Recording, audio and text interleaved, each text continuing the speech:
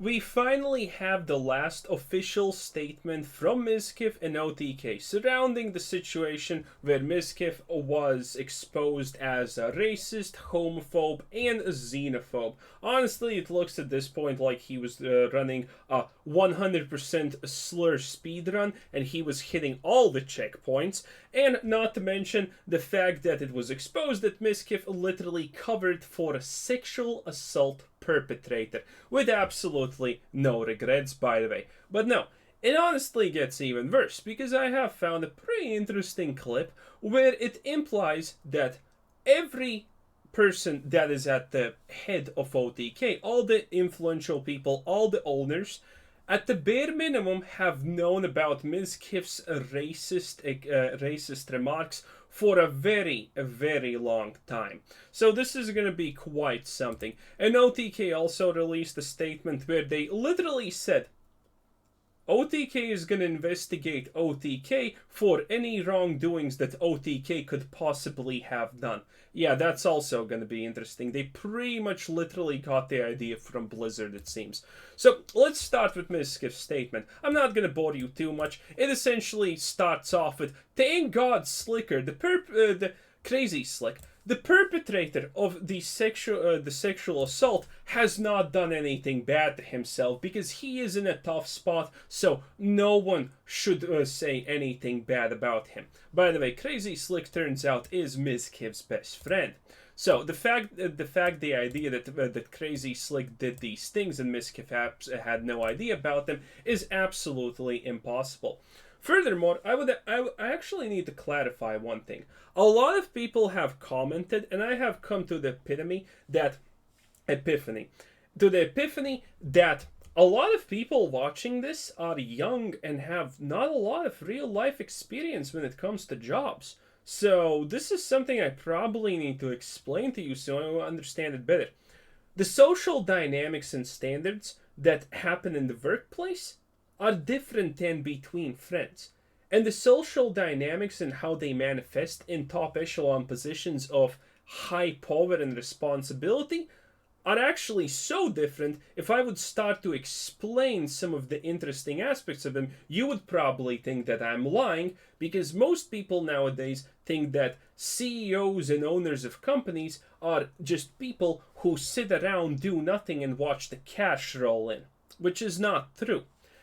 The brutal reality of the situation is when you have a board or a group of people managing the company that are all owners or something, they intimately know about each other, all of these things. The chance that the people at OTK did not know about Mizkif's friend being a piece of shit, about Mizkif covering it up, especially considering they're all streamers and they all do drama and they all talk about this kind of stuff, is literally so close to zero, you might as well say it's not real. Admittedly, of course, there is a reality where none of them knew that Mischief is a racist, that Mischief is covering up for a sexual predator. But also in that world, I have become a trillionaire because I hit the world lottery jackpot. And it's such a low probability, it might as well not exist in the first place. And a lot of people don't understand it because they are young and they simply have never had a job. At the upper echelons, people know things about each other. And obviously, considering how streamer drama works, obviously when something small like this happens, even then you have people asking other people, what do you think about this situation, and so on. So, the idea that someone says, oh, no one at OTK knew what's happening with Mizkif and his best friend is flat out unbelievable. It is just flat out close to absolutely impossible. And, well, second of all, yeah, that's that's pretty much it. Everyone knows. That's how it is. Maybe they don't know the most smallest details, and maybe they heard about it and they chose to not do anything about it. There are only two options. Either other owners at OTK knew about it and chose to ignore it and not delve further into these potential allegations and problems, or they knew about it and they chose to not talk about it. And as we will see later on here, which is an astonishingly great clip, well, you're gonna figure out that most likely they all 100% knew and they just didn't say anything. Because this clip now in perspective is pretty wild. Let me say just that. And let's go a little bit more in Mizkif's remarks. So Mizkif essentially just opens up with a card of, oh, my friend is feeling bad and suicidal. He may self-delete, so stop mentioning this. Stop being bullies. And then he says, I am so happy that all these people who got wronged by my best friend had the opportunity to come forward and talk about the situation. While it is pretty well documented at this point that Mischief covered it up with Maya, he covered it up. They literally sat in a room and wrote her tweet longer to minimize the situation, so it seems like not a big deal. And then they ostracized the person that got harassed because they feared if she would grow, then this may come back and haunt them one day. And it did. So he lies here about the fact that the private messages that were leaked were at 2018. The private messages that were leaked were 2018 and 2019. When it comes to situations of you being leaked as a racist, the more in the past it is, the better it is. But the problem is, this video is going to tell you otherwise. And the thing about this video is, this is 5 months old, not 2, 3, or 4 years old.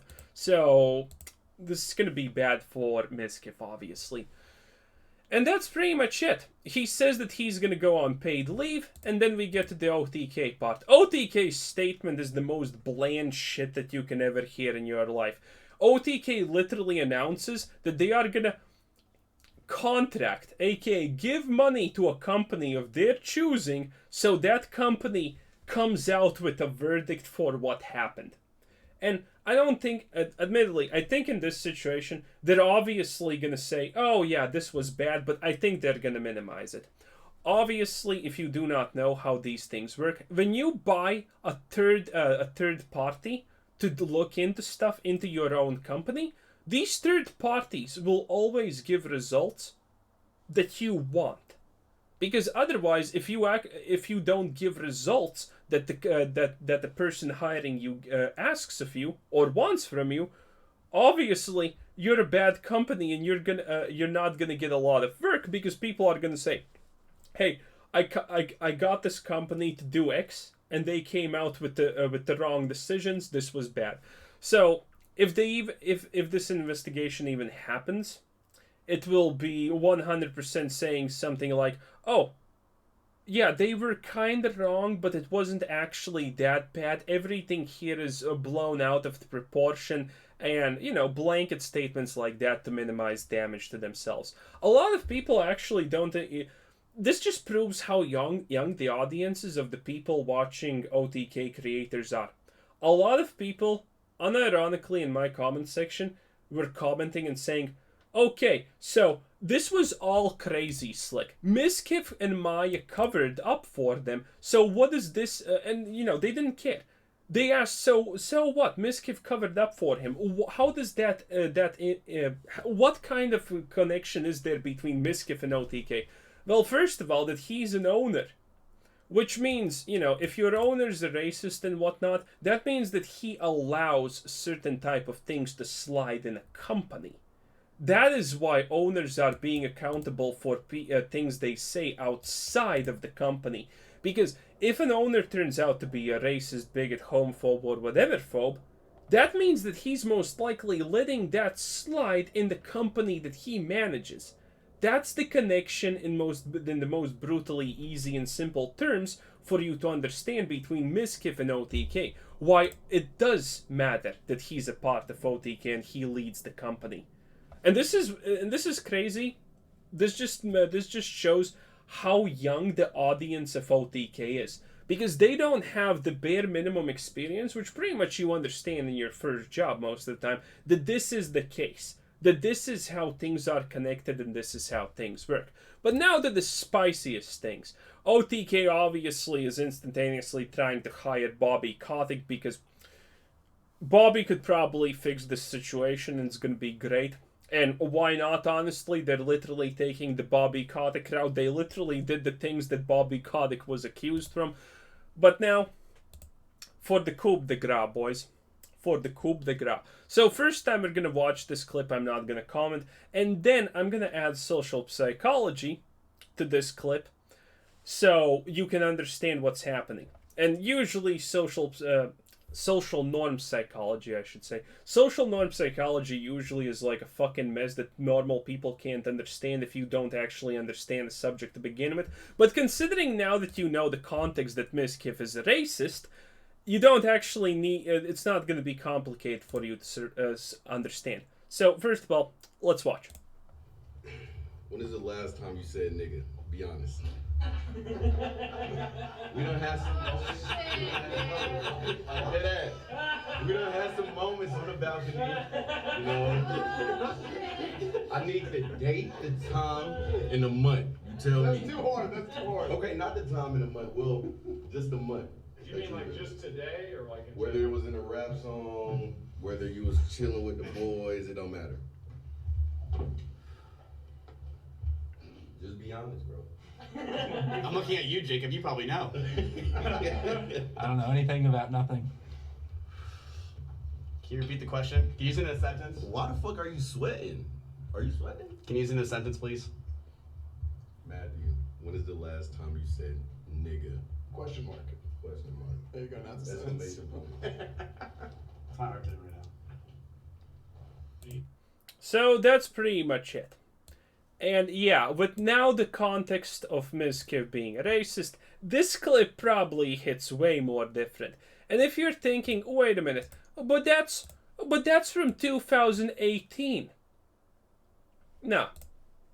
This is literally from 5 months ago, if anyone's wondering. So there you kind of have it. And now let me explain the social psychology, human psychology aspects of this clip. Let's go. When is the last time you said nigga? Be honest. So first of all, as you can probably tell, everyone starts laughing. People don't laugh about things like this at random if there is not a particular reason to laugh. If he would have asked when did something instead of when you said the N-word, for example, are you a child rapist? No one would laugh. Their reactions most likely would be, what? Because that is very far from what they can imagine him doing. A reaction like this is purely based on people's understanding, imagination, and understanding who you are. And that is why they're laughing, because they know he says it. All of them laugh. We don't have some moments. And obviously Nick, being the only black guy there, Esfan I think is Hispanic or something, but Nick being the only black guy here, you can hear those laughs. Those laughs are not, that's my buddy. No. These are the laughs. Oh god, he got caught. Oh yeah, this is bad. Essentially, it's pretty much fake. He's kind of pushing himself because it's like, for him, it's like a small subconscious. You're getting exposed here. We done had some moments on the balcony. And everyone is. Esfan is covering his eyes and so on. If you watch the full clip, I can guarantee you, without even watching it, by the way, that, well, the full video on YouTube, that there is no response equal to this. That no other response that Mizkif was asked wasn't like this. I need the date, the time, and the month. You tell me. That's too hard. That's too hard. Okay, not the time and the month. Well, just the month. You mean like just today or like in whether it was in a rap? So asmongold pitches in. He's asking, so you mean like just today? That just today means that asmongold, there's only two options here. Either asmongold knows that Mizkif uses slurs so often it's normal, it's an everyday normal occurrence for him, or he heard that day that he said something. So, and by the way, this is asmongold, the guy who is staunchly anti-racist, yet also freely admits to the fact that he is spending a lot of his free time browsing 4chan. And if you don't know what 4chan is, that's the place where they replace the dot at end to end the sentence with the N-word to end the sentence instead. Whether you was chilling with the boys, it don't matter. Just be honest, bro. I'm looking at you, Jacob. You probably know.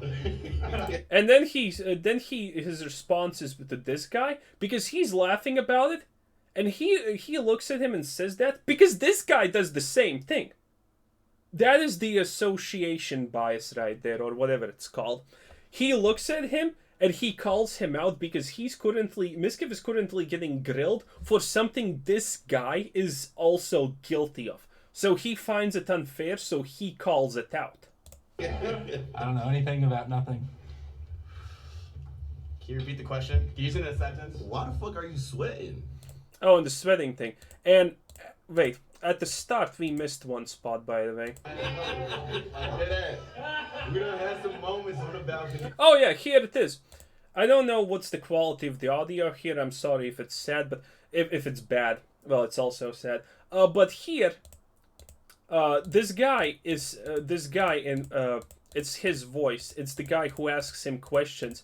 This guy even says, "Well, we were out on the balcony today and we heard something." So, yeah, and this was 5 months ago. Mischief is saying that he is a changed man, and that happened in 2018. While this clip is, well, literally evidence that this year this is still happening, that nothing has changed, and the people at OTK know that it's happening just based on their reactions, because none of them are smart enough to know that this thing can be deduced from social norms and psychology, and none of these people are good enough actors to make this happen. So yeah, this is pretty bad, but what did you expect? What did you expect? Anyway, this was Kuzer Sidsen.